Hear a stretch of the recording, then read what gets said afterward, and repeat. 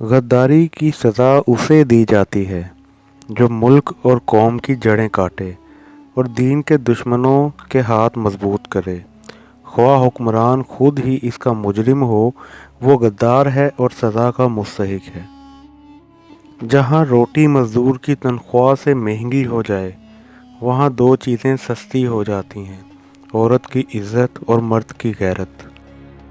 اسلام تلوار کے زور سے پھیلا تھا یا نہیں، لیکن اسلام کے تحفظ کے لیے تلوار کو ضروری سمجھتا ہوں۔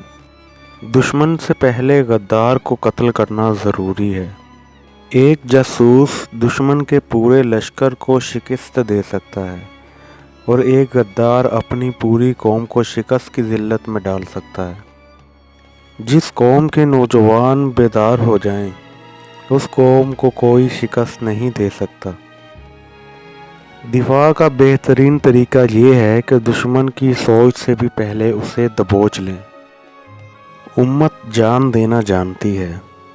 یہ سرفروشوں کی امت ہے، مگر ایمان فروشوں نے ہمیں زنجیریں ڈال رکھی ہیں۔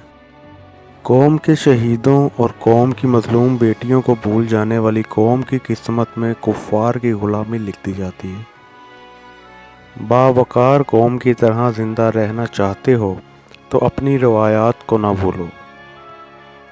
قوم کا ہر فرد اپنی جگہ بادشاہ ہوتا ہے۔ کسی بھی فرد کو قومی وقار سے محروم نہ کرو۔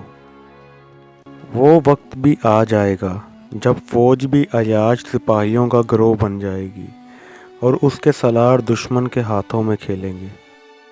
اسلام کو سر بلند دیکھنا چاہتے ہو تو دوست اور دشمن کی پہچان کرنا سیکھو۔